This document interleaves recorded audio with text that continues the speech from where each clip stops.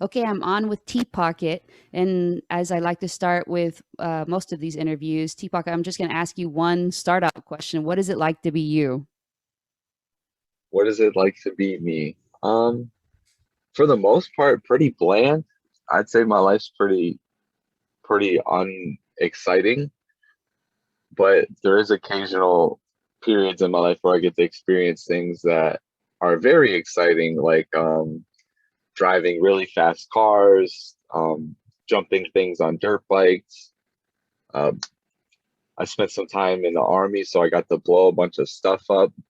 So those things are like really exciting, but they don't happen very often. So my day-to-day self is kind of just within my own thoughts scrolling on the internet.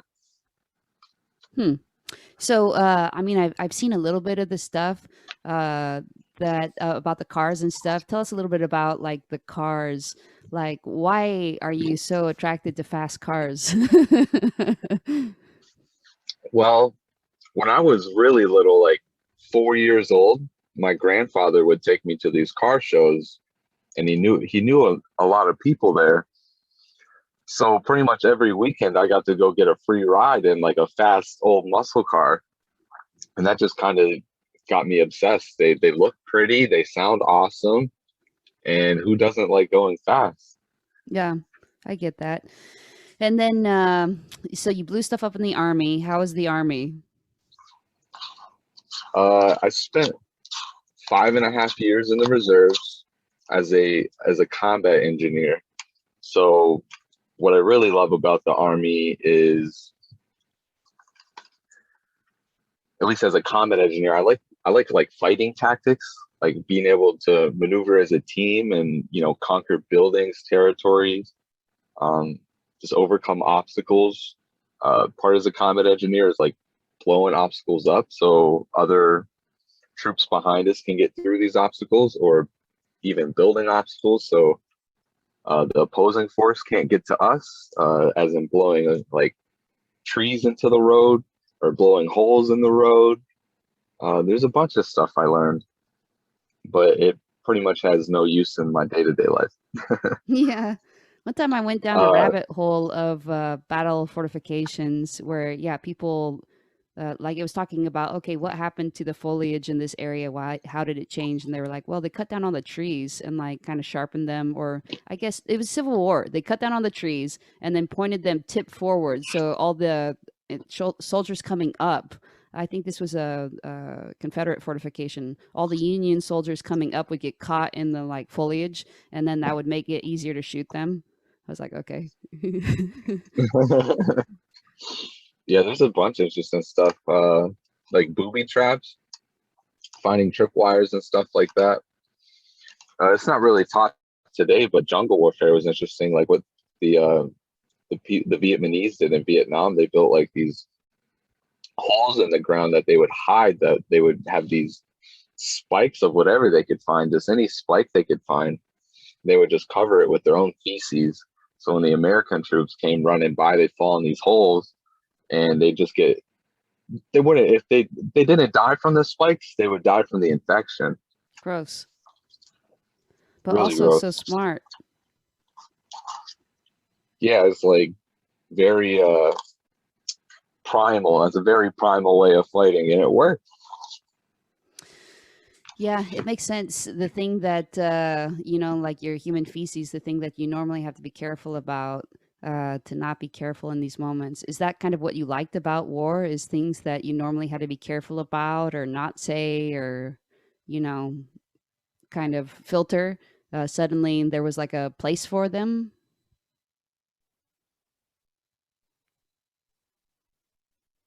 I'm not entirely sure what you meant by that.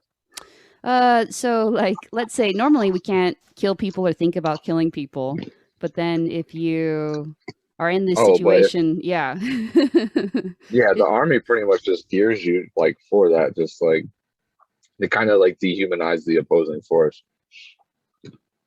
yeah. And did you find that the discipline part of the army was hard for you? Uh, Discipline is an interesting word for me. I didn't even know what it was until about 3 years into the army. So my idea of discipline growing up was behaving. I was always behaved as a child. I never really acted out or was a nuisance as a child. I was just kind of, um, I wasn't the hyper kid that was, nagging their parents and being a nuisance to everyone, that's for sure. So I thought I had discipline. I was like, oh yeah, I'm disciplined, yada yada yada. Um, got into the army, they're going through the repetitions of this is discipline, and it just kind of seemed like behavior to me once again. Just kind of behave, do what you're supposed to do. Then what I realized was discipline is doing what you're supposed to do, even though you don't feel like doing it. Mm. And then when I had that realization, I was like, oh, how did I live so long without knowing what discipline meant? And was it hard for you to do that? I mean, like, people would probably think, isn't it like one of the traits of psychopaths that they are impulsive and they can't, kind of like bridle their behavior to to this extent? Like if they don't feel like doing something, they're not going to do it, right? Or like, how do you get Uh, yourself to not not go that well, direction? well, I laughed because I was supposed to go to work yesterday after returning from my trip. I was supposed to show up for like 2 or 3 hours, Hmm. and I just really did not feel like going, so I just didn't go. Hmm. So I don't know. I also did get kicked out of the army for smoking weed, Uh-huh. so I'm not sure if I'm disciplined myself, but it was easy for me to control my actions and in a group to not like stand out. I see. I'm very good at blending in. So it might be kind of like, when I drive on Southern California freeways, everybody's speeding, but you just don't want to stand out about it. Yeah. Yeah. Sometimes that was actually hard for me kind of growing up. I remember it taking some practice to kind of get used to that because it seemed like the bad stuff I was doing often was standout type of stuff.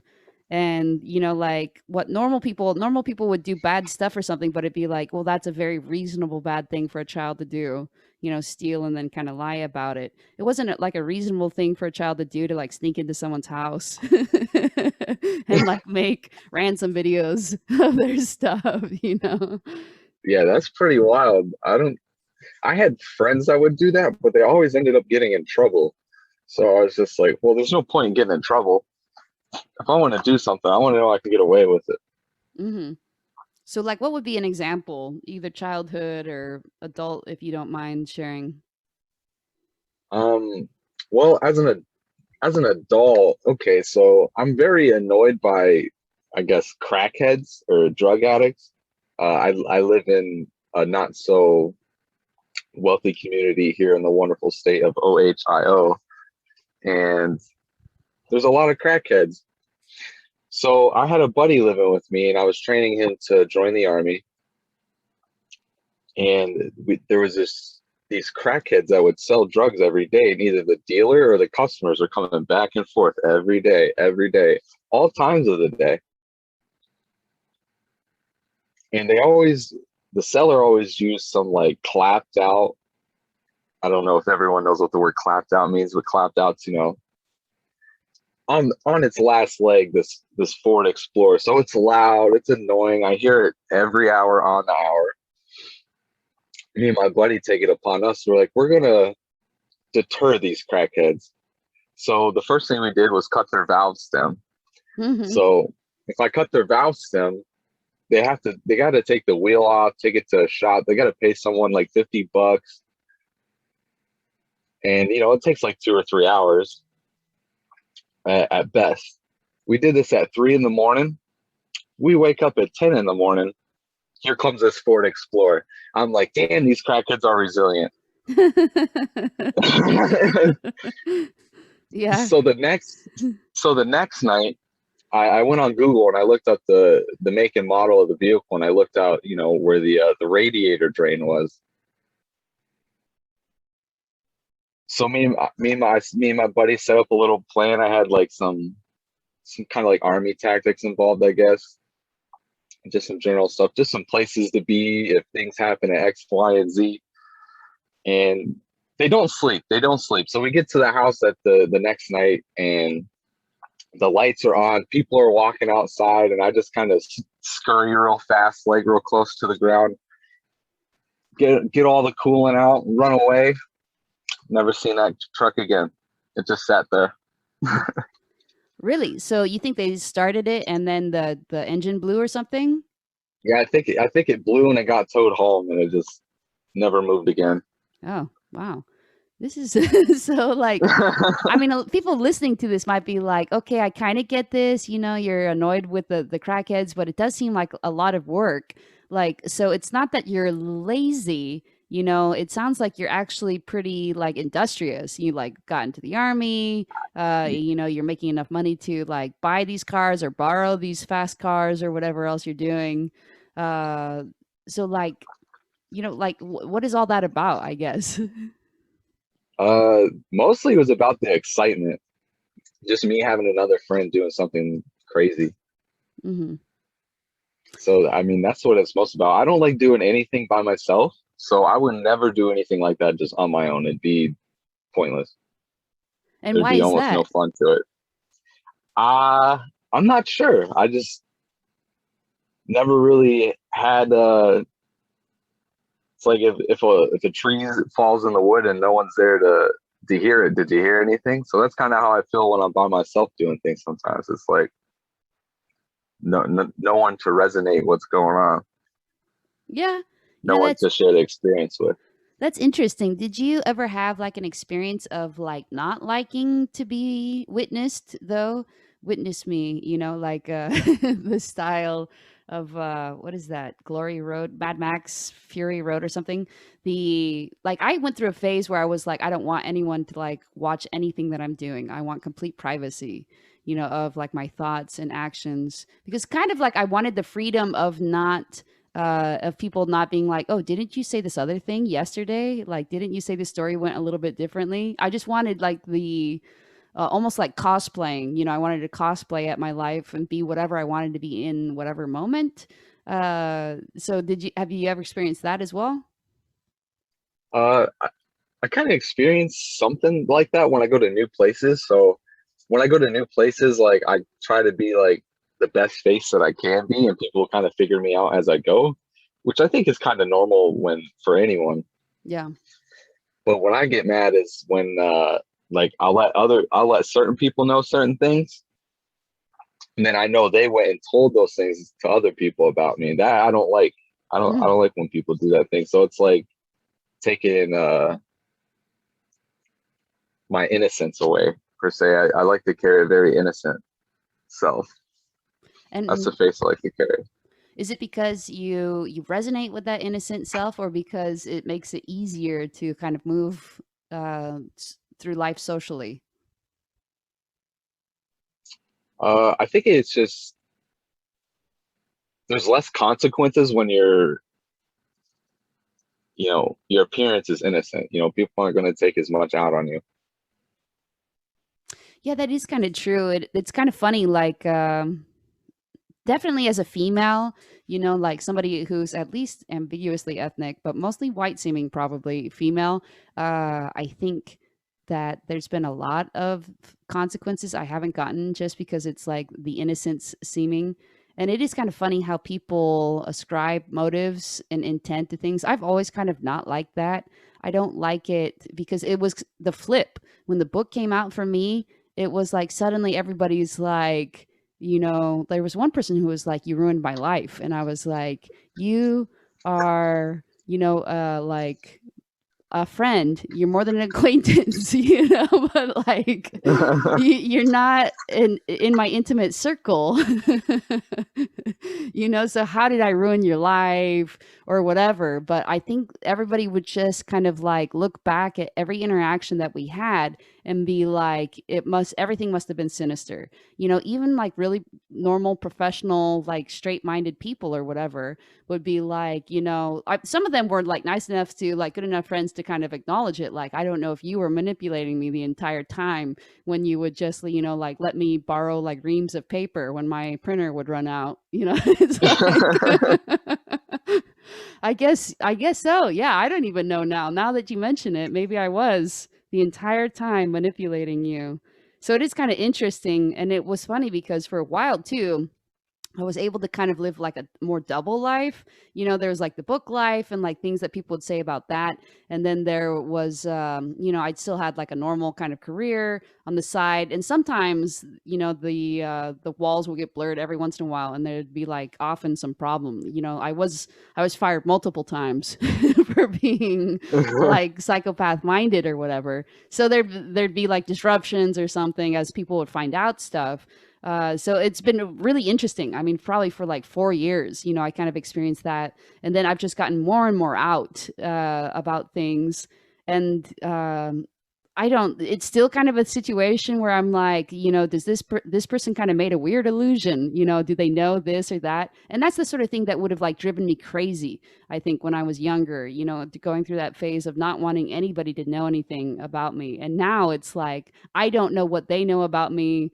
They could know a bunch of stuff about me because I've like written so many personal things, that are like very accessible, or they could know nothing, so that's always now that's kind of a fun thing, I guess. Maybe I used to not like it. I think oddly, there seems to be a part of me that likes control, is almost like fussy about control, like really wants to be able to predict things, wants to all outcomes. I want to walk into a situation kind of knowing, I guess, is this a army term, right? Situational awareness, where you Yeah. know everything that's going on. You basically know or think what the person's going to say to you when you come in and say hi. You have kind of in your mind like an idea of what's going on. And I used to kind of think, oh yeah, that's just my, superior brain, like I don't know, coming up with good predictions, little Excel spreadsheet of probabilities about what's happening in my life. And now I kind of think that sounds like a trauma response. Like I can't handle other people, just like, I can't handle not controlling people, so I have to control people, kind of thing. And that at least was the source of manipulation for me. Does that resonate at all with you? Any of that? I never really had to manipulate people into not knowing who I was. Hmm. I was just able to just blend in. But recently I found that the way I manipulate people would be kind of transactional, like um not so much big things, but like um so like I'd work on my friends' cars with them a lot per se. And so I would always bring something to the table. Either I'd bring like cleaners or rags or some type of tool. I'd always buy something and not expect anything in return. But then I always kind of expect them to help me in the end. Like, hey, all this stuff I did for you, like, I need you to help me. So I'd kind of like, that would be my manipulation tactic, would always just guilting him into helping me for all the things that I've done, Yeah. but not continuously all at once. Like, oh, I did this yesterday or that the day before. It just build up and be like, hey, I really need this help. I've been doing all this for you. I see. So it's kind of like, friendships or relationships are like, a fruit tree or something that you've planted with the knowledge that you'll be able to come back eventually or something and like get some sort of benefit. Like um it's not just altruism. You're just kind of planting seeds of, people that will feel obligated to help you. Yeah. And then what people notice about me is that unless I'm getting something out of it, then I'm usually not there. Oh, so people have noticed that about you. Yeah. Like what sort of So things if do I'm they not, say? um, I don't really know what they've said about me just because I'm not there to hear it. Uh-huh. I just do know, I have a lot of like short-term relationships. Huh. That's kind of sad. I guess it's kind of sad. I mean, it is what it is. I mean, who really wants to be, friends with people when they're like, "Oh, by the way, my girlfriend's pregnant." I'm like, my first question is, "Are you keeping it?" Not, it's not like congratulations. How do you feel? It's like, how is this going to affect your life? Uh-huh. And why do you So care if it affects their life? Is it just because you care if it affects their life, your life? no, because I affects how, yeah, because I care about how it affects mine. I'm like, oh, you're gonna have a kid and stuff soon, so that means less race cars. Mm-hmm. That's not fun. Yeah, that is really interesting because if you're having relationships kind of like that in an instrumental way, they are the instrument of like accomplishing something in your life, then I could kind of see how Arya, my girlfriend, she constantly referred to one of her friends as her true crime friend until the friend finally was like, please don't call me that anymore. But I think for Arya, she said it's easier to kind of remember her that way, like why we're friends. And I think kind of one of the reasons why is they have kind of, especially at the time, Arya was a student. This woman was not a student. They had different backgrounds, and so people would be like, hold it, why do you guys know each other, like why are you friends or whatever? So she'd be like, yeah, she's my true crime friend. I think she, and now that they're better friends than they were before, because Arya has gotten better at relationships and not having them be transactional this way. But I think at the time she's like, yeah, who can I talk to about whether Courtney Love killed Kurt Cobain?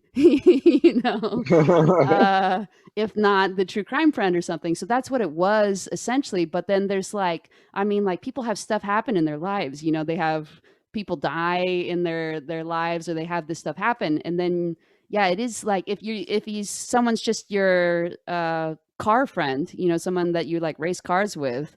And then I can kind of see how that would be. Yeah, I could see how it happens, I guess, that you have these short-term relationships. Yeah, my car's not finished, but his kid's here. Yeah. Yeah, there you go. So, I mean, do you feel you don't feel sad about the situation though, do you? Or do you kind of feel sad? Uh, The I short-term mean, relationships? they're kind of it's kind of sad in a way. It's like overall, it's just like kind of a repeat of what's been like, my entire life. People come, people go. Yeah, And it's I think that's typical for people like us. I think it is. At least that's what literature has been saying. the short-term relationships are kind of after a Yeah, while, like like it's shorts.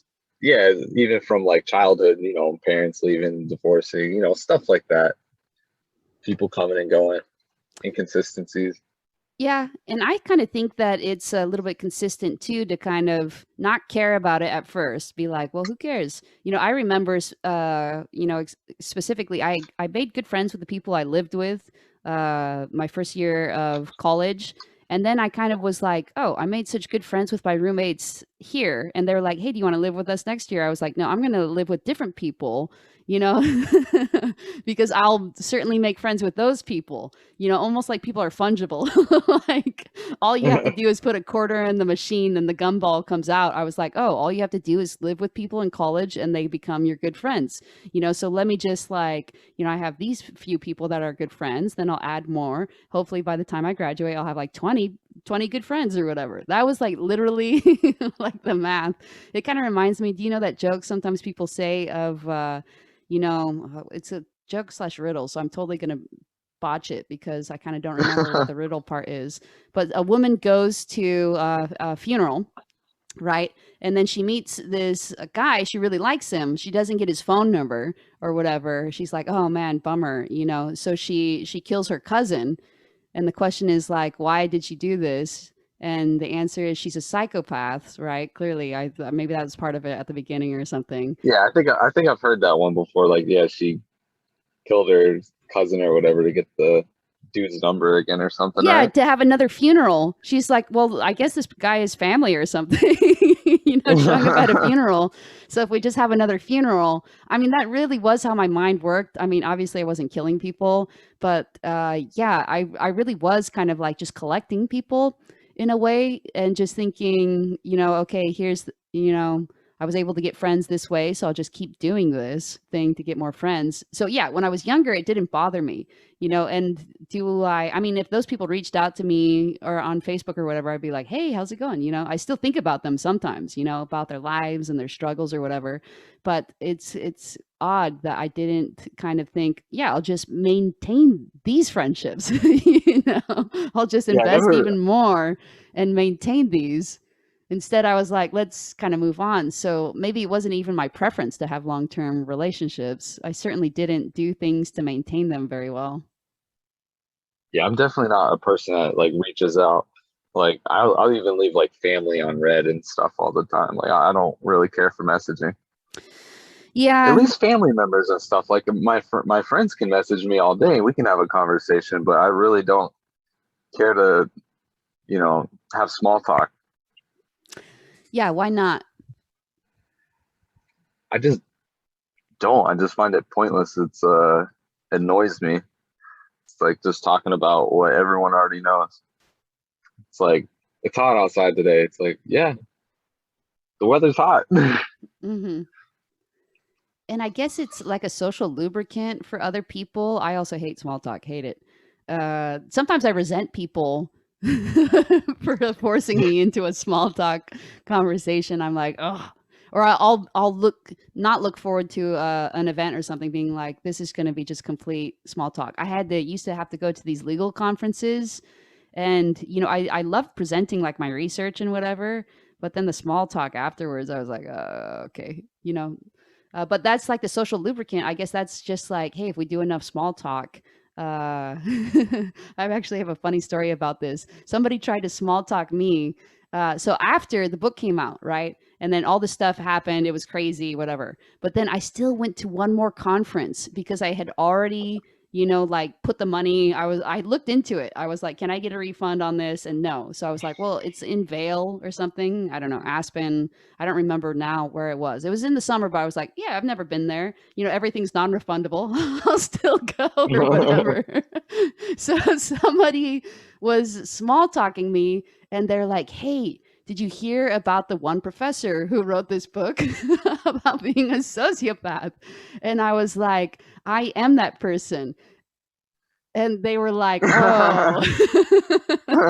They're like, oh They shit. thought They that was probably the felt guilty. safest small talk topic. Like, this is something that we all are interested in. Well, how this crazy person did this. And then I was like, yes, that is me. Yeah, small talk though. You think So you're small a talk's going to be so you safe. so you're a professor when that book came out, Yeah. Hmm. and they were just like, get out of here.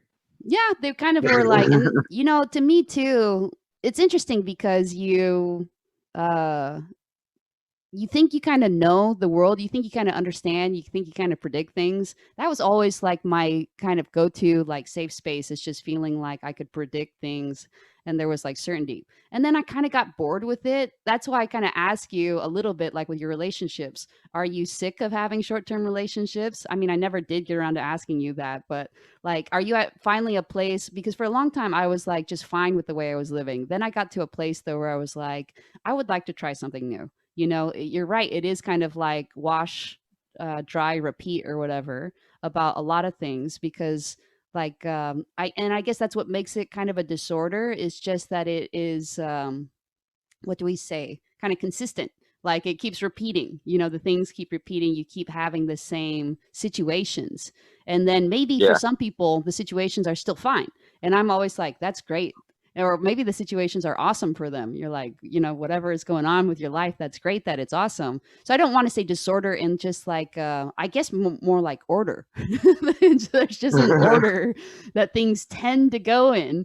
That's a pattern, and so like people, I've noticed people usually are fine until they're like mid 20s, late 20s, early 30s. And by fine, I mean like they don't experience it at all as being like a problem. But then eventually you're kind of like, even with me, I was like really liked my career, and it was doing well and stuff, and I thought I enjoyed this. I enjoy it probably most out of like any career I've done or something, and it's that's nice, But then I also kind of thought, no, is anyone really reading my research papers? There's probably like three people in the world that are reading it, And I just thought, do I even have the stamina to keep living life this way, to just wash, rinse, repeat?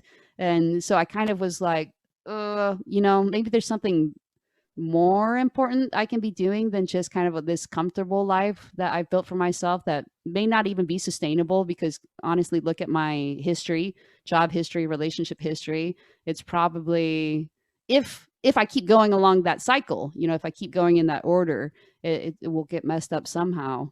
I kind of thought so. I was like, Yeah, messed up somehow is the and you right can't word. predict it. Every time it surprises me. The only thing that doesn't surprise me is that it's messed up. And that's another thing Arya often says is like her last arrest or whatever. She's like, well, this did get messed up somehow. Kind of. Right. And she was just like, okay, time to pay the piper or whatever. But it's like you can predict that it's going to happen, right? You're just like, oh, this again, but it's like you can't predict it well enough to keep it from happening. Or I kind of have like a little bit of a working theory that maybe you lose the will to keep it from happening because you're like, maybe it sucks to kind of have to like live this like fake masking sort of life all the time. And maybe you're just I- like, it's not worth it. it's living up to other people's standards is the way Yes. I'd say it. Basically, yeah. I don't like living up to other people's standards. That's the hardest part And what about it is hard or you don't like? because it's just not what I want to do. I want to live to my own standard and not have to mask or filter or cater to other people's, I guess, feelings. Yeah. But if I don't cater to those feelings, then my outcome's worse. So Yeah. it's kind of like you're dealing with like internalized problems Right. just so life's a little easier in the long run. And I guess you could do that for so long until, the bubble pops. Bubble pops, internally, like you get sick of doing it, or pops externally, like you get found out or I whatever. mean, uh, I guess you could take it either way. Eventually, you're not going to be able to, filter what you're doing or keep living up to that standard, and you're either going to get found out or you're going to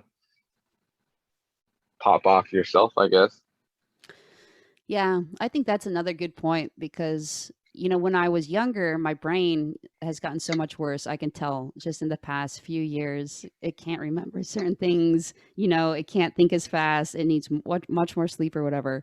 And when I was younger, my brain was super like almost too fast or whatever about certain things. I was like, whoa, whoa, whoa, about it. But it could really process all that stuff. It could process, okay, we're in a room with 20 people. Here are all of their 20 standards. And let me, like give like a impeccable mask perfectly constructed for all these people, and it was like, that was nothing for it. And now, or even like 5 years ago, even 10 years ago, maybe I was like, ugh, can my brain even do this anymore? It's like kind of being a ex-professional athlete or something. And then you're like, oh, can I even get this ball in tennis? Do I even have the speed or the agility to stop myself after, Yeah, it's interesting. Something's interesting. I as well.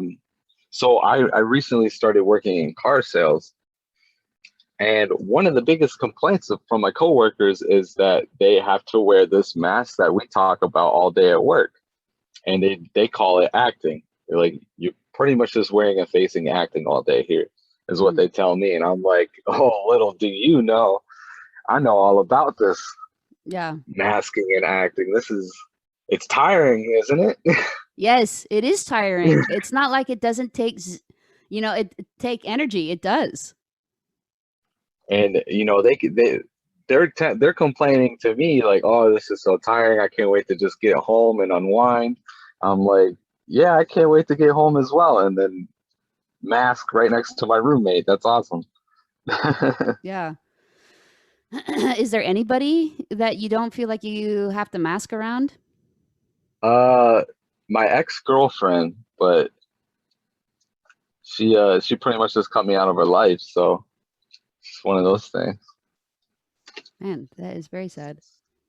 Yeah, so she was like the only person that I would be truly open around. My best friend, he's I think on the same spectrum as we are, and I can kind of be around like myself around him, but he just doesn't care.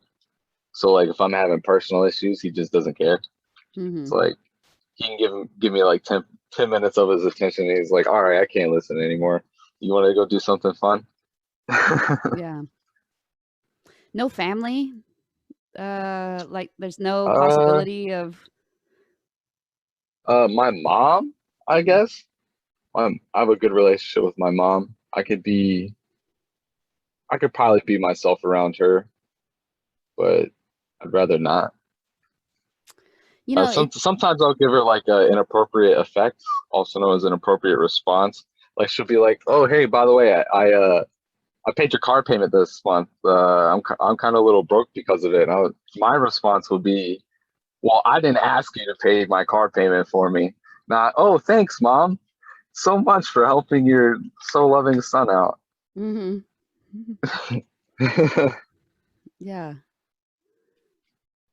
So she kind of knows. I mean, she is your mom, I guess, or whatever.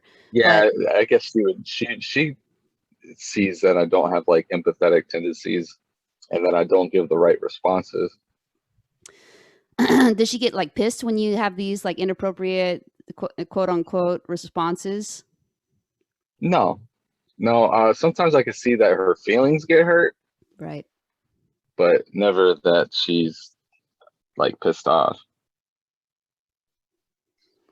But she's never had like a conversation where she's like, "Hey, do you notice that you have a little bit of a pattern of responding this way?" Or No, no, no, no, nothing, anything like that.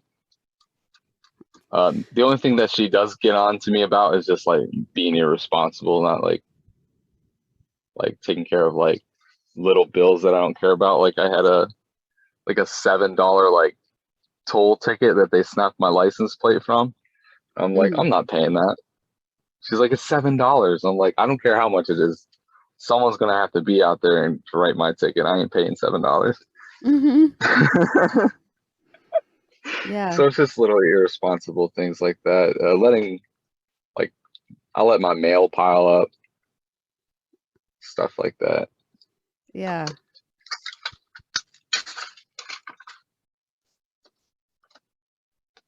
Well, how are you?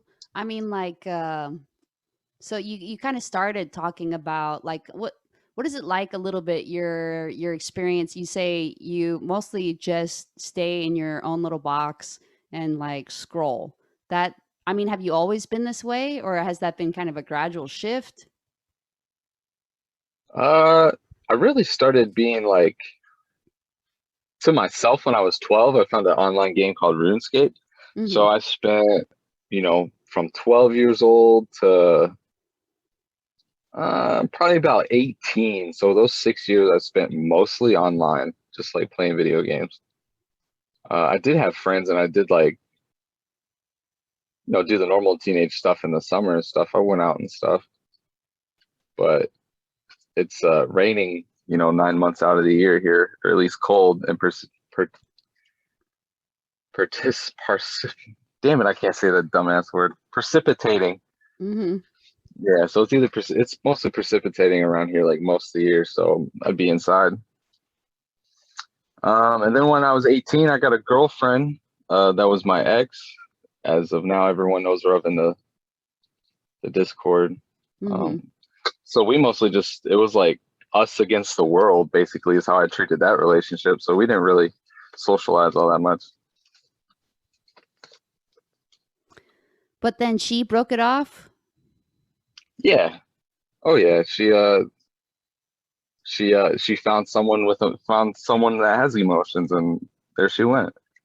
Yeah. Did she like kind of express like dissatisfaction with you? Like, oh, don't you feel badly about this, or don't you feel, this about that? Like, did she kind of mention it beforehand? Like, did you know that that was a rub for her? I would say she'd say that I didn't give her enough attention.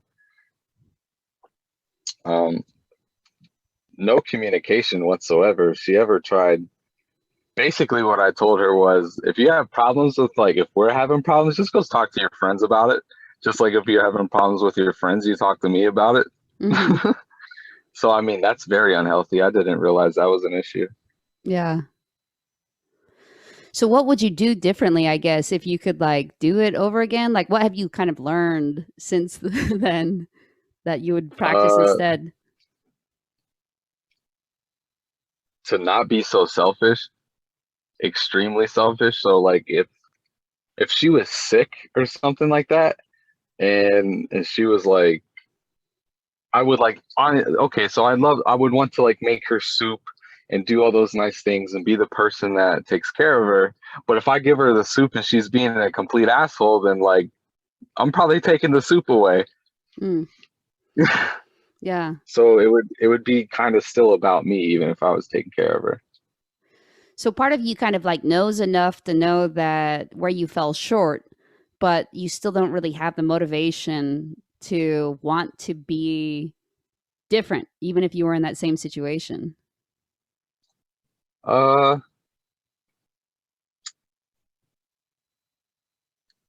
I think I would have the motivation to be different.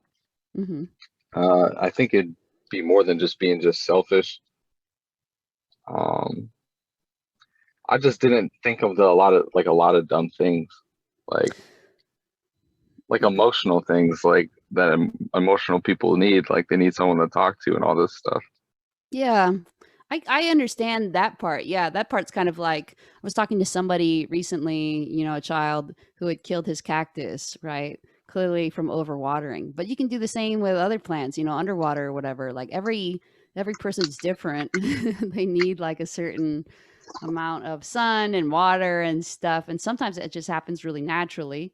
Sometimes it doesn't. And that used to confuse me kind of a lot too. But it sounds also like maybe if you did change,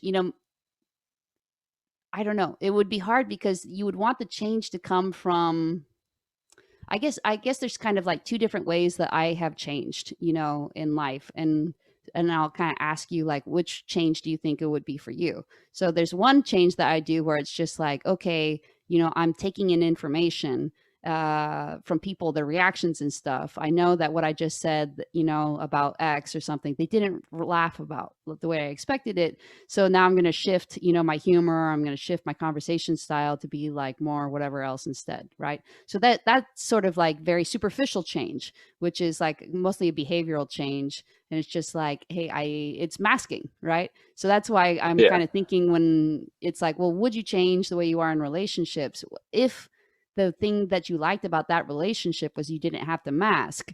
Then it would kind of suck if you started just doing the soup, chicken noodle soup or whatever, just to be like the good boyfriend, I guess, because then the one thing that you appreciated about that relationship that you didn't have to mask, suddenly that's not true anymore. So that's makes your situation a little bit more complicated, I think, in an interesting way, because it arguably it's maybe there wasn't anything you could have done, because then if you had a mask around her, you would have ended the relationship, you know, like the yeah, relationship was going to end either way. that's a good way of putting it. Yeah, it Yeah. was pretty much doomed from the start. I mean, she's definitely bipolar nonetheless, and I'm, a possible psychopath. So you can only imagine the fights we had. Yeah. Lots of yelling, lots of screaming, like 4 or 5 nights out of the week. Yeah, yeah. It's kind of nice though, or like, people sometimes wonder like why do disordered people sometimes find each other attractive? But she probably liked certain aspects of you, like the psychopathy. It's not as if like it was all bad for her, right? Being No, bipolar. it definitely wasn't all bad. I definitely, gave her experiences that, most young girls don't get the experience. Like definitely with like impulsive, I we'd go like walk cliff sides and stuff, and I'd like hang off trees or like uh do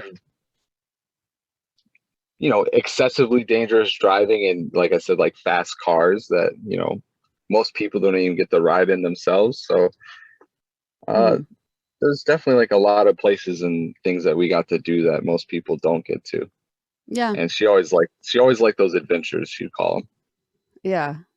And probably too, I can see how even if she's like in one of her depressive states, maybe that could be enough to kind of like pull her out, or, just like forget it for a little bit or something. And for sure, if she's manic, right? Yeah. Yeah. So it is kind of funny. Like, yeah, I mean, people do get, there are advantages or whatever. It's not like it's all bad to date a psychopath. And I'm sure it wasn't all bad for you to date somebody with bipolar, like bipolar disorder. Maybe even it was like mostly good for you. Like maybe, like what aspects about like some of the things that she might describe as her issues did you enjoy? Uh, I don't know if I enjoy any of the bipolar issues. Oh, really? Okay. I don't know if I enjoy any of the nonsense that comes with bipolar, but I enjoyed her as a person Yeah. nonetheless. So you were kind of able to filter out her as a person versus her disorder, but it sounds like she wasn't quite able to do that with you. Yes, so like she would complain about little things like all the time and just take it to an extreme. Yeah. Um just every day like, oh, I didn't pick this up, or I didn't I didn't wake up at the same time as her in the morning, so now she's like the day's ruined. So I Mm, mean, you can imagine for someone so I guess logical, I'd always put it. I've always been excessively logical. It's like mashing the gears together, long enough until I respond, and then it's just an argument from there. right. Yeah, I have to say that, it is sometimes nice dating somebody else who's psychopathic or whatever, because I mean, yeah, you don't have to deal with some of that stuff. Although here and there, it's funny, we're all socialized. And that's kind of been the interesting thing about talking to people like you, like dating Aria. We're all socialized in these weird ways. So she has some expectations or something about relationships where I'm like, that's not a reasonable thing to expect people to wake up the same time as you. you know?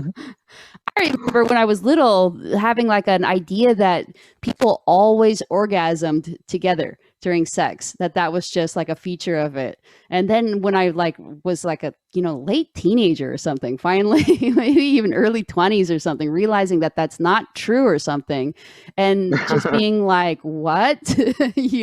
So people are not having this joint experience after all. It's actually just a single experience they're having like in parallel or whatever. And like, why is it so good for them then? Like, why do people want this so much? Or like, why is it painted out to be this like particular way or something? People just get kind of ideas in their mind, I think, about the ways things should be and stuff. I do agree with you that I think it's good to have like a logical mindset to kind of be like, hold it. Yeah. I mean, like, how would ask yourself, how would it be possible that every single time you'd orgasm with your partner? What would the physiology have to be like in order for that that to be true or something? that reminds me of my like early childhood interpretation of empathy. My mom would always be, put yourself in someone else's shoes. I'm like, Mom, I can't. There's no fucking way I'm putting myself in someone's shoes. So I just went through the rest of my life like that. Like it's not possible. I don't know what everyone's thinking. Yeah, that's really interesting actually, because yes, that sort of magical thinking about the mutual orgasms seems like, yes, that's exactly how like hearing about empathy, you're like, this can't be a thing, right? Somebody else is feeling somebody else's feelings. In order for that to happen, what would the physiology have to be like? Right? So it's as ridiculous as that. That's a really good analogy.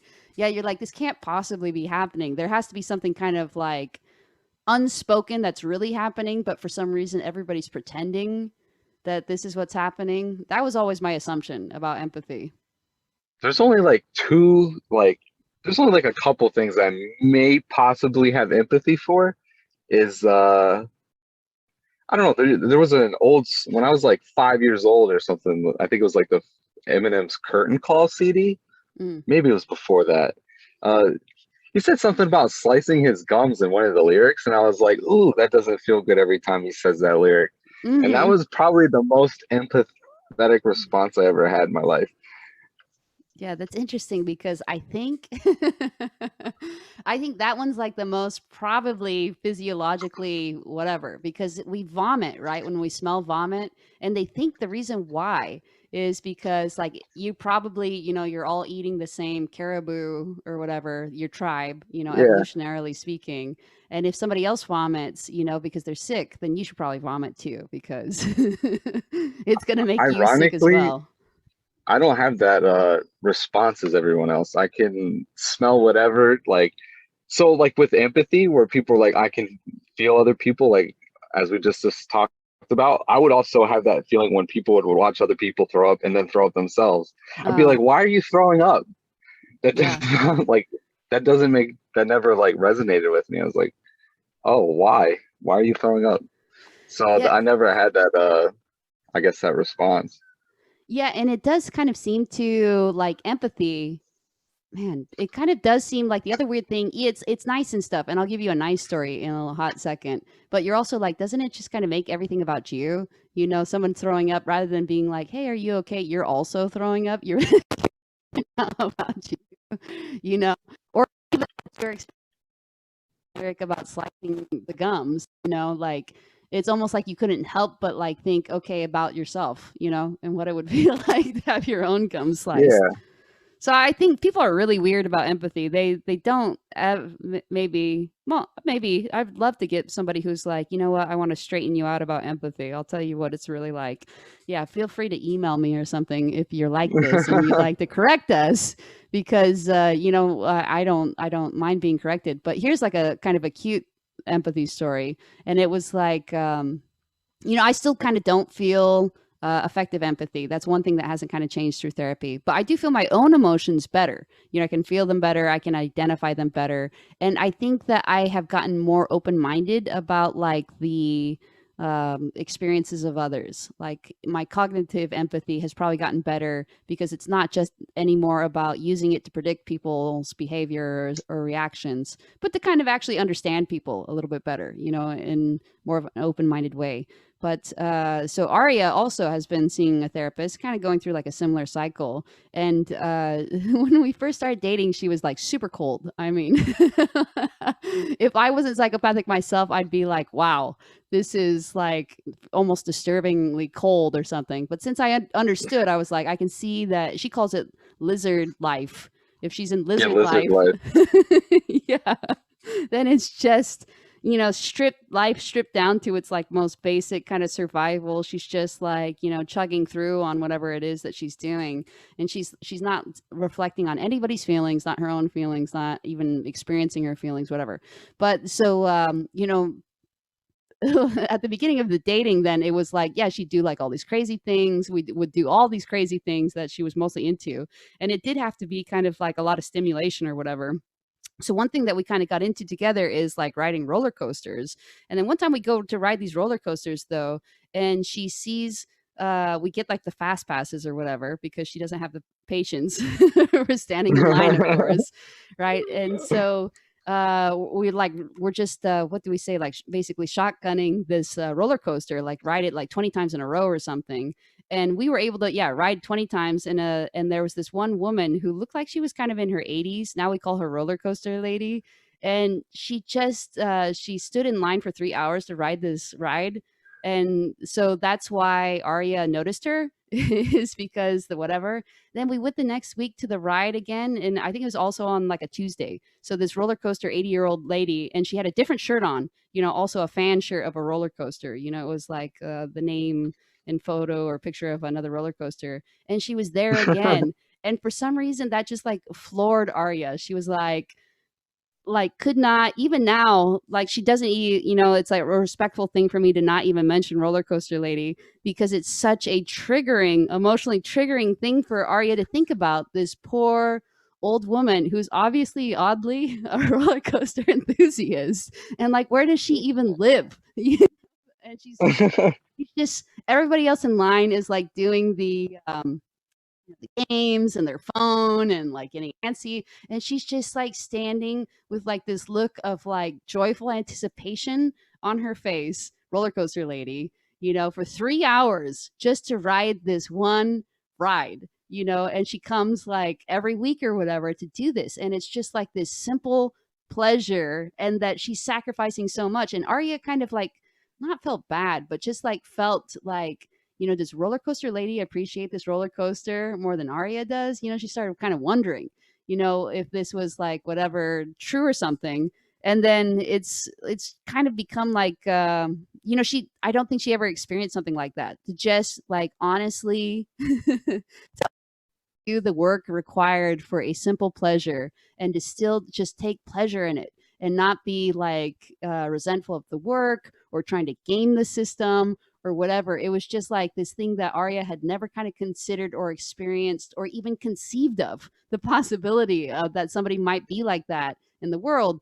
And now she knows that there's this like woman roller coaster lady. But I mean, who knows who roller coaster lady really is? Like maybe she just happened to be there on those two Tuesdays. Maybe she's actually, I don't know.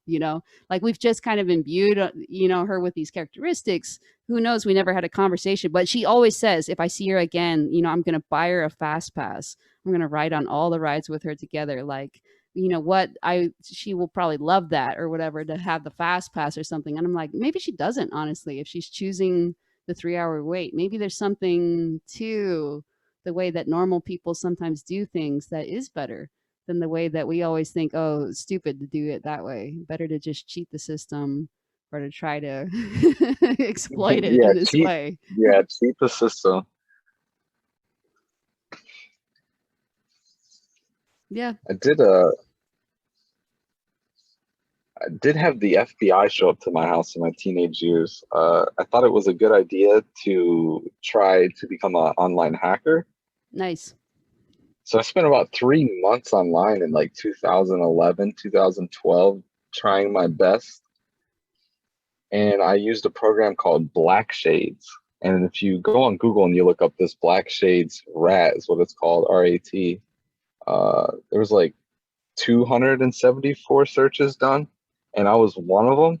Hmm. So that was kind of like, I don't know if I was paranoid before they showed up, but like every time I'd hear like a knock at the door, like before they showed up, I'd be like, is that them? Is this going to be them this time? And then one day they just actually showed up. So you knew in doing this search that the chances of them showing up were pretty high. I mean, I don't know if I knew the chances of it were being high. I just knew they were probable, or mm, possible, I should say. I knew the chances were possible, that I did kind of not secure my online information when I was a teenager and bought this program that was seized by the FBI. So mm, they had all my data. So yeah, it ended up coming. I didn't get any trouble for it though, so that's good.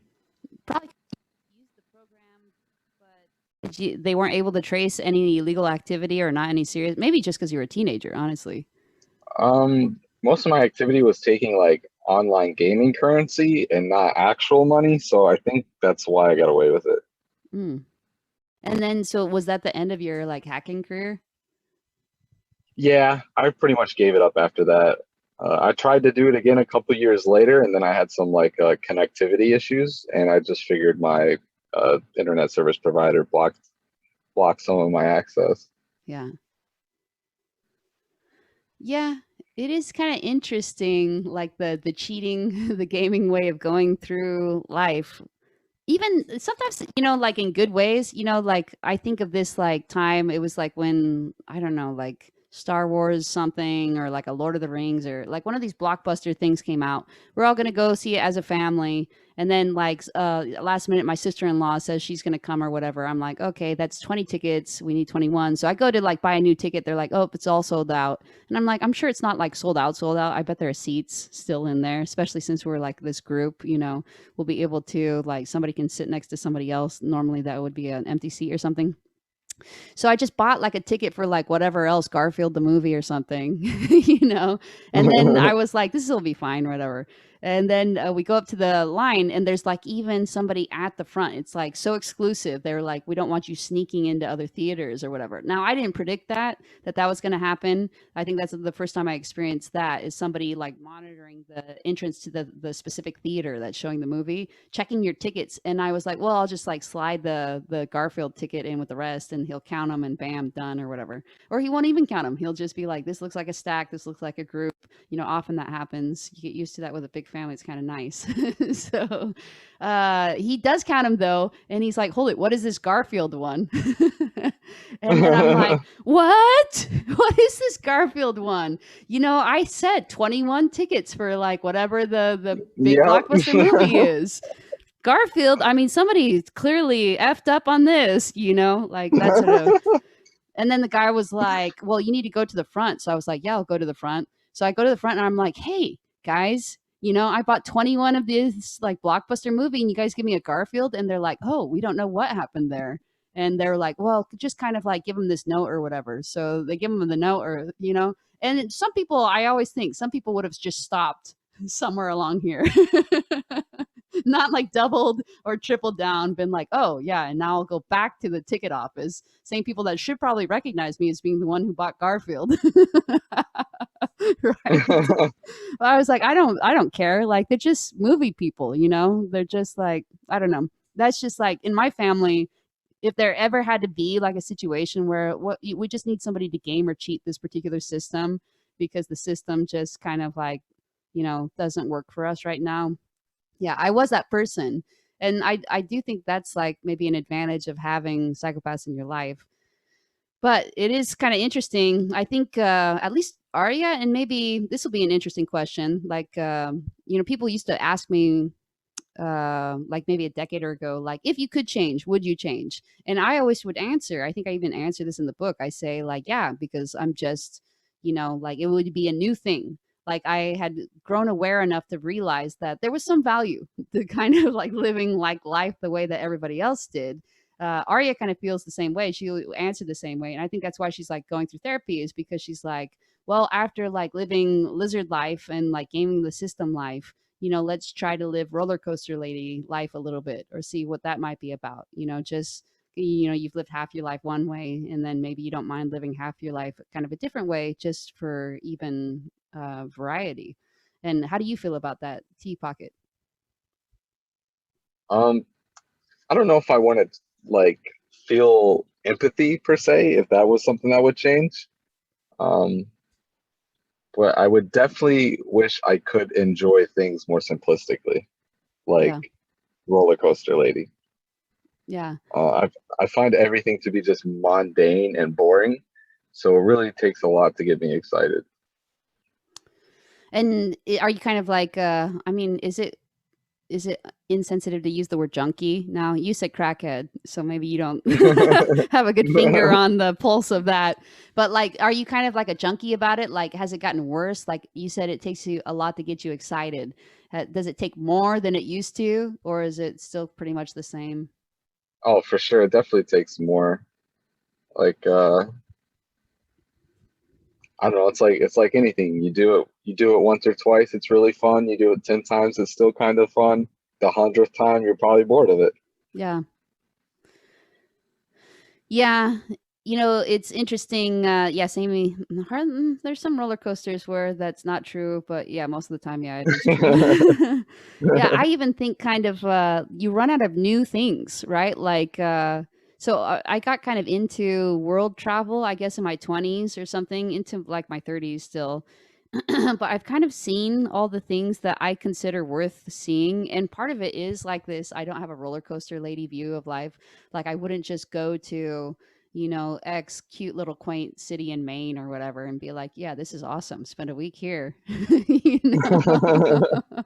Right? Like, I want to see the pyramids. I want to see the Eiffel Tower. I want to, like the kind of the It's highlights. gotta it's gotta be the best. Yes, but I'm actually kind of run out of highlights though. It's not like I've been everywhere or whatever, but I've been to most places that people consider kind of cool, where I'm kind of like, "Oh yeah, it'd be cool to like do this and this and this." So there's still some places that are on like the B list or whatever that I'm like doing. And now I guess it's more sometimes about the experience, like going up to Alaska or whatever and like taking a helicopter to see walruses. So that's still cool or whatever. I'm like, yeah, okay, sure. Sure, this is what I'll choose to do next or something. But I can kind of see like I could kind of see too, not even like as of now, but even 5 years ago, I was like, well, after like Machu Picchu or whatever, I've already done this other list. What's next, and kind of like almost not an existential dread, kind of an existential awareness a little bit more.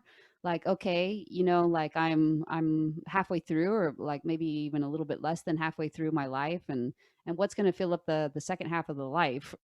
Um, yeah. So you kind of didn't answer the question. I'll come back to your empathy answer because I think that's a funny one. But would you change? Let's take empathy out of the picture. Would you be like, okay, yeah, I'll change to be kind of like live the more roller coaster lady life? If I could enjoy a more simpler life, yeah, I Hmm. definitely would change for that. Yeah. Because it's definitely not easy with everything being so boring. Uh, Yeah. for me, what I find hardest is I think you were talking about a little bit further, like earlier with area you mentioned, Aria. Uh huh. Um, I think you mentioned it talking about roller coaster lady, how she was willing to put in such hard work, standing there for 3 hours just to get that little reward for the roller coaster. Um, I loathe putting in the work just for a little roller coaster ride. So a lot of the times I don't get to ride the roller coaster per se. Yeah. And then once in a great while, I will put in the work and I'll have like I'll do something that most people don't do. Yeah. Like the crackhead operation. So Yeah, the it's interesting though because it's kind of true what you said. I think particularly about relationships. It's true what you say because Arya has friends. She's gone too with especially when we were first seeing each other. We lived in different places, so she'd go with her friends or whatever sometimes to the roller coasters, and they'd be like, "I don't want to wait, X hour in line for the roller coaster." And if you don't want to do that, and they don't have a fast pass, or even the fast pass line is that long, then you just don't end up riding the roller coasters. That is kind of true. That's like the math of it or whatever. And I think yeah sometimes in life, there are certain things like that where it's like, well, if you can't kind of cheat, sneak, rig your way to it, then I kind of see what you're saying. Then it's like, yeah, maybe especially when I was younger, I probably just chose to opt out of that stuff because I was like, well, I don't want to wait in line 3 hours for a good relationship, the equivalent. yeah Because you can't kind of cheat your way to good relationships. You have to just put in the work. But if you, especially if you're kind of like, well, how good is a good relationship? Like it can't be that good, right?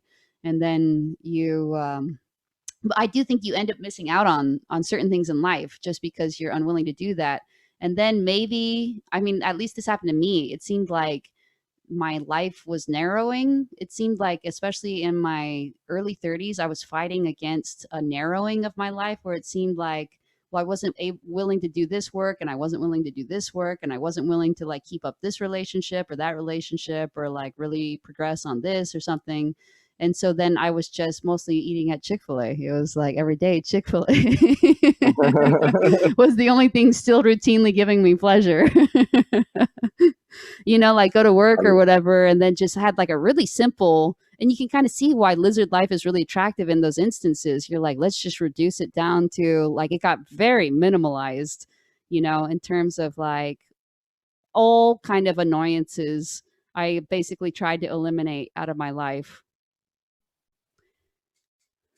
And it's interesting when you do that, yeah, okay, you have fewer annoyances in your life, but is your life richer? It's definitely more comfortable. And I think that was kind of something I actually learned this from man, what do we call him? Arthur on the YouTube. I should try to get Arthur again on. That wasn't the best conversation we've had. But yeah, I went backpacking in Europe with Arthur, and he was like, sleeping on cardboard boxes behind gas stations or whatever. And I was like, I prefer hotels, like I prefer comfort or something. And it was kind of like hanging out with him for a week where I was like, okay, I can kind of see how though. And it makes sense because, like a lot of, probably you too, something like this, a lot of the more interesting things I'd done in life were not comfortable. They were like, destroying or like rigging the crackhead's car. They were like more kind of impulsive and like less thinking about comfort and less thinking about, oh, I don't want to do this or something, like just doing it and not being, because his whole thing is like just try the thing. Like he has this an analogy that I don't know, maybe he just came up with it because I was wearing a shirt that had dandelions on him, but the little dandelion puff. Yeah. His whole little theory was like, people say life is like a box of chocolates, you never know what you're gonna get. He's like, but they're all chocolate. Like some of it might be like chocolate caramel, some of it might be like chocolate whatever cream or something. Like that's not a great analogy. It should be more like, he said life is more like kind of trying to catch one of those dandelion puffs in the wind. You don't know if you're going to catch it, you don't know even if you catch it whether it's going to be interesting, but it's more kind of like just the process of choosing to like try to catch these dandelions and just do these things that is whatever.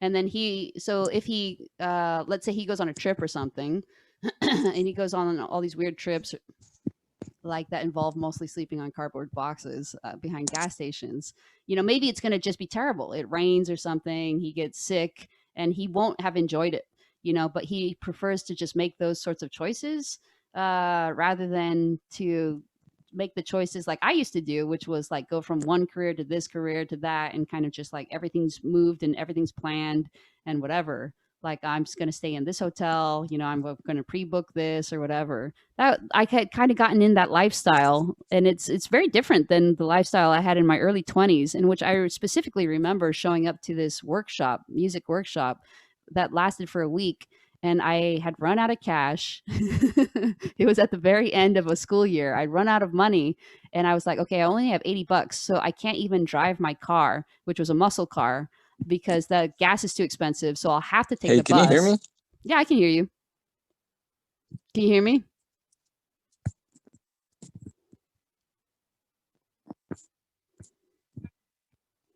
You drop your headphones. Here, I'll stop the recording for a hot second.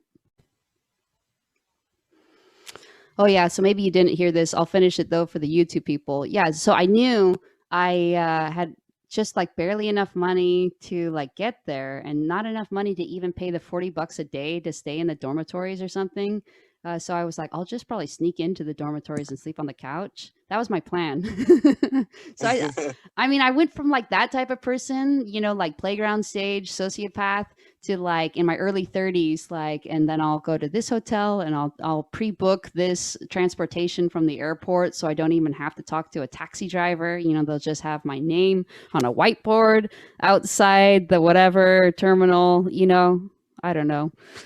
It is kind of interesting, like kind of just seeing how my behavior changed to get to this point where, yeah, I became so opposite roller coaster lady. It was like that was what I was afraid of, is like being in a situation like roller coaster lady and having to kind of like wait and not being certain of the outcome. I was just so outcome focused, like unless I could like predict with relative certainty what the outcome was, I wasn't willing to put in any sort of work. Yeah, that's how I am for sure. If I don't know what the outcome is, I pretty much give up. I've uh I've tried like several like little small business things, like trying to make things and sell them, Mm-hmm. and I always get to them into like after I've spent all the money and I'm trying to figure it out, making the stuff. I'm just I find like uncertainty to what's going to happen, and I'm like, well, I don't want to do this anymore. Yeah. I don't know what the outcome's going to be, so whatever. Man, that sounds 100%. I had so many like kind of good ideas where I just like stalled on them because I was like, well, even if it does end up being successful, is it worth the work or something? Yeah, am I really going to enjoy this? as Yeah. much as I thought I was going to, and then I stopped. Yeah. It's interesting. Yeah, that's the bummer thing about being outcome oriented. Now I have a nonprofit. I'm still not sure if it will work or whatever, but I've sunk like tens of thousands of dollars into it. And I'm like, just, well, even if it doesn't work, then who cares about it? And that I think is ultimately a lot more freeing to just be like, this is fine to do, even if it doesn't work out, relationships or whatever else. Like, I'll just take it day by day. That was kind of the thing that I was missing in my early 30s. But I want to follow up with you. People probably wonder. You said you don't want to feel empathy. So, what is the explanation there? Why would you not want to, if you were given the choice to experience empathy? Why would you say no, thank you on that one? uh, just from my perspective, I think I don't want to call it a weakness, but I feel that empathy brings a lot of uh, implications to life because I've seen other people's reactions to things that have happened in front of them, and empathy seems taxing on the emotions. Right. It's very taxing and very I don't know if it's just empathy or even just along with emotions themselves that they seem to be unnecessary. Yeah. So, do you have like an illustration for this? Like, oh yeah, one time I saw this, or I see this in my friend or. So when I was at basic training in the army, so when you go to basic training, it's typically about 10 weeks long, 9 to 10 weeks. If you're in a combat job, your basic training will be anywhere from 14 to 21 weeks, depending on what you picked. Hmm. But during my time there at basic training, I realized that the people with emotions, they had emotional outbursts, and a lot of them. Every night for about the first 5 weeks, there was basically males trying to fight each other every night. Hmm. And and in my perspective, I was like, you know why you're here. You know why the drill instructors are treating us this way. And you know this is supposed to be constructive for us. So why are we fighting each other? Yeah. There's no benefit to this. So just those emotional outbursts just registered to me like unnecessary. They're just so unnecessary. Yeah. And then there's just been other times, throughout my, army career would be like just getting stuff together, ready to do like training missions and stuff. Maybe something got mixed up and then people would just have emotional outbursts. Yeah, and not just unnecessary, but like counterproductive. Like. Counterproductive is, yeah, it's definitely counterproductive is the word. Yeah. When you were little, did you ever think that too of the kids that you saw around you? Um, Kind of more to like I guess a narcissism sense. I was always the little kid that would like build the ramps in the neighborhood too tall, and like I learned how to ride my bicycle without pegs in one day. So I was just always jumping stuff and getting crazy. Hmm. So I would have all the other kids trying to do what I'm doing, even though they're the same age as me, and they'd all get hurt and cry and go get their parents. And then their parents are knocking on my mom's door like, hey, you're crazy child's, hurting our children. And I'm thinking, well, why is everyone so upset? When I get hurt, I just get back up. Yeah. Like you're ruining it for us. Yeah, Yeah, so I had to take my ramps down. no, that sucks. That's sorry, it's terrible. It reminds me too, though. It's kind of funny, like Aria, her grandmother was like sick, had like a long term illness for like a long time, And then she had her friend with her one time. They always had to go. She used to always have to go with her grandmother to the grandmother's medical appointment, right? So it was like, well, nobody else is there to babysit her, so she had to come with. And so something weird was happening at this medical appointment, and Arya's friend was like whimpering, like, this is scary or whatever. And then Arya pinches her and says, "Shut up. You're ruining this for us." Because afterwards it was going to be ice cream, but if it was whimpering, then it was going to be, the grandmother getting angry. It's just kind of funny how you're ruining this for us by having a perfectly reasonable emotional reaction that a child would have, and yet the fact that you're having it right now, makes something else difficult for us. So yeah, that's really interesting. Yeah, I've always hated when other people cry. Always hated it. I can't say at every situation, but like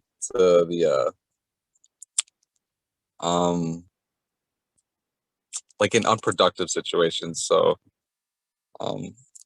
my friend that I mentioned earlier that I helped train to join the army, he was in I think Korea. So he was on the Korea border there in the mountains doing some training or running missions there. And he got a phone call from his dad saying that his grandfather passed away. And his immediate reaction was basically nothing. He didn't really have immediate reaction. And then his sergeant was like, "Hey, we got to go." He's like, "All right, bye, Dad." Mm-hmm. And that was it. That's all. That's the only reaction he had to, his grandparents dying. Yeah. And then a month or so later, one of his battle buddies, you can call him, one of his fellow soldier men, similar situation. They're getting ready to do stuff, and I guess the soldier's cousin got into like a bad car accident, and they're trying to put together like getting the Red Cross together, sending him back home, like doing all this extra stuff just because his cousin died. Yeah. And my friend was like, "Hey, I know your cousin's like probably dead, but that's bullshit. You shouldn't be leaving. Like, we need you here." Yeah. And he's like, "Oh, how could you say that? That's so rude. That's so wrong of you. How would you feel?" He's like, "Well, my grandfather died and I just went on mission." I said, "Bye." Yeah. Yeah. so, so, yeah, I don't know. I mean, that's his example that I use for myself because I don't really have one, but yeah. Yeah. Yeah. So empathy kind of like, I guess, takes you out of the driver's seat of emotions. And then once you're out of the driver's seat of emotions, the emotions can lead you to places that are counterproductive. That's kind of the the summary of why you wouldn't That's the choose. summary. Yeah. Yeah, it makes sense to me. To me too, I kind of think, is empathy really even nice for the other person? Because like as we talked about before, you're making it kind of all about you, in that moment, rather than just being cool headed and being like, oh, let me address this issue that you're experiencing. You're like, oh, I also am sobbing so much uncontrollably that I'm incapable of doing anything, this to remedy the situation right now. Yeah, basically. Yeah. Have you yourself ever like done things that are like sympathetic or possibly empathetic? I'm not sure sympathetic. I like to think compassionate. I for sure do compassionate things. I think, I usually just give people money. For instance, if they're at the stoplight or whatever, I keep dollar bills in my little change thing for that purpose, because I'm like, they always seem grateful or whatever, and it's like a nice way to kind of acknowledge their humanity, and it helps me too to remember these people are human. So that's a little good reminder for me. That would be a good example, I guess, of something. What do you have an example of something that you've experienced? I kind of am like, what does sympathetic mean? Sometimes I hear conflicting definitions. That's why I'm like a little bit uncertain about what it necessarily means. Um, yeah, I kind of have like two similar examples of stories. One being sympathetic, and I guess the other one being psychopathic. So I'll start with the sympathetic one. So I was driving down one of the interstates in Pennsylvania. It was a four lane interstate that was, separated heavily. So there's a big mound of grass typically, or like trees in the middle dividing the highways. And this lady was driving this, ironically, a Ford Explorer. And she was just driving straight in the fast lane. All of a sudden, something on the vehicle broke and she ended up in the ditch and flipped. Oof.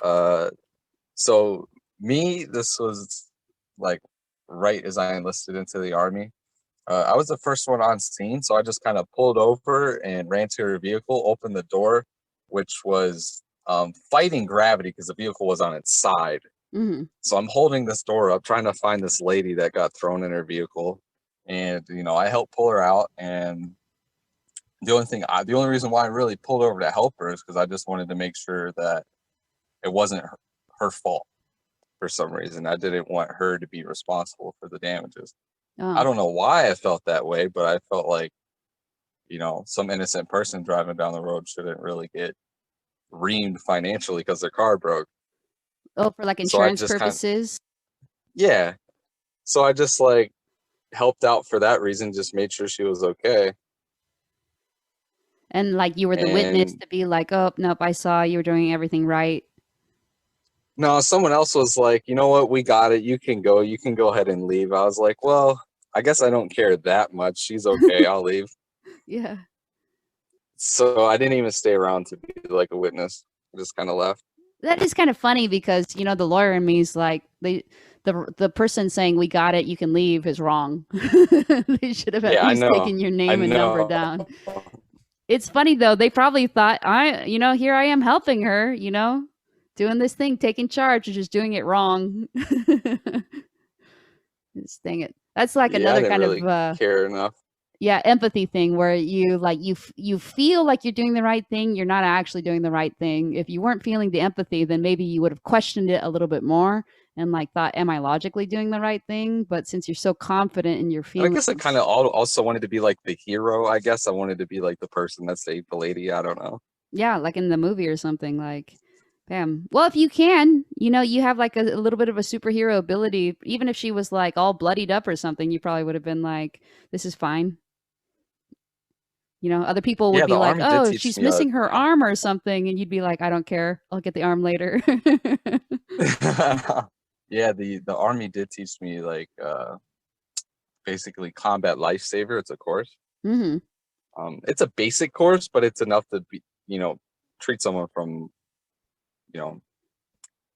like open chest wounds or, limbs that have been disabled. Like hurt. Yeah, I'll get her arm later. I got this. Yeah, that type of thing. I could just get a tourniquet, or I could treat people for shock, stuff like that. So I go in there with absolute confidence in what I'm doing, at least. Right. Yeah, and your own. You're not making it about you, right, or your experience or your emotions. You're just trying to help her. Yeah, I would have, but I would still kind of do it for. It also depends on how much I value her. So if it would have been a different person, I might have just kept driving. So it was just kind of depending on what I thought her character was. I see. So you're like this poor. So my next example is also kind of a car accident. So this was I live in the Northeast. So there was a snowstorm going on in the wintertime. So me and my ex-girlfriend were in my car and my mom was following us. And we're only driving like a half mile down the road to the closest restaurant, straight shot. We're nearing the restaurant and it's a complete whiteout blizzard. I can barely see the car in front of me. Like their taillights. It's snowing pretty hard. Next thing you know, I see this black figure in the middle of the snowstorm just get clipped by the car in front of me. Oof. Okay. And I see them just barely see them hung over in the grass, and the car in front of me stops. I drive around. they're maybe like 100 feet from like the restaurant parking lot that I wanted to go to. Mhm. So I park, and then my mom, she's real empathetic. So she stopped at the scene and was trying to help. I'm pissed off.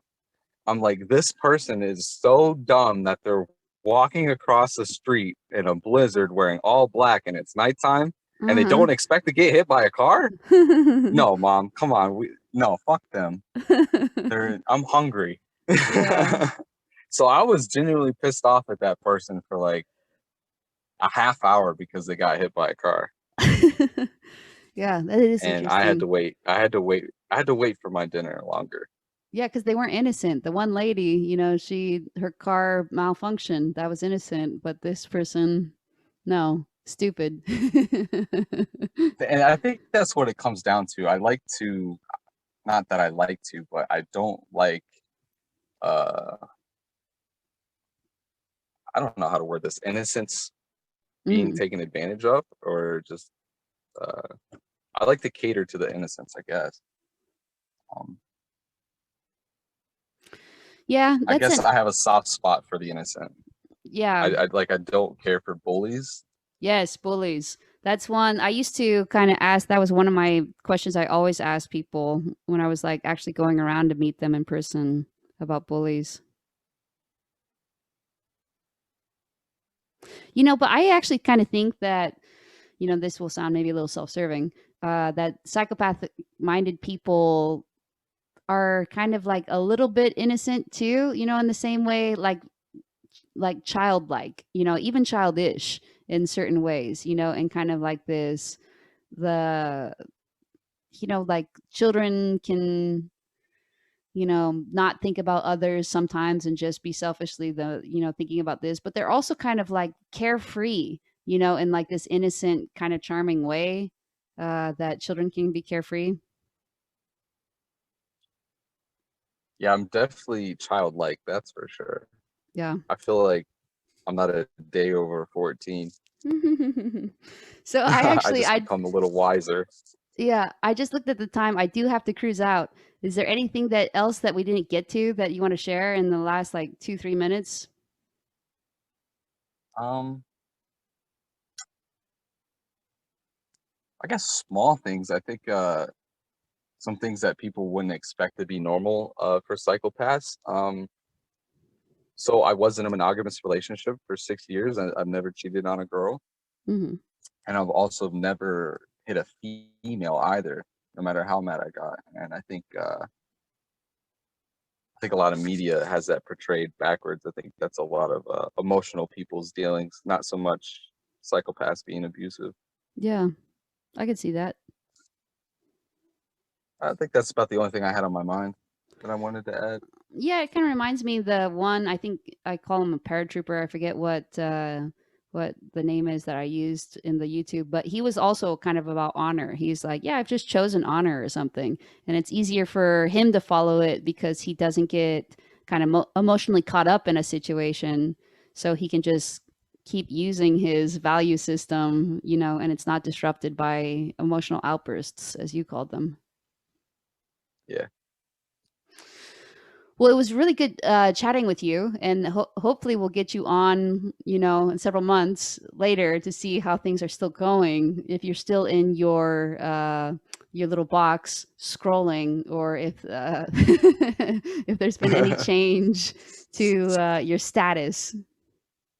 Yeah, I hope by then I can see a psychiatrist or psychologist and see if Oh I can get a yes, diagnosis of some kind. that's true. That's true. Let's definitely remind me when it happens or whatever, and we'll definitely follow up with you because it'd be interesting to hear. Don't you have something scheduled for like the fall? Yeah, so in September I have a psychiatrist scheduled. Yeah, that would be good. I'm interested to hear. All right. Thank you so much for coming on with me, chatting with me today. It was been awesome. Yeah, awesome. Thanks. No problem. Talk to you later.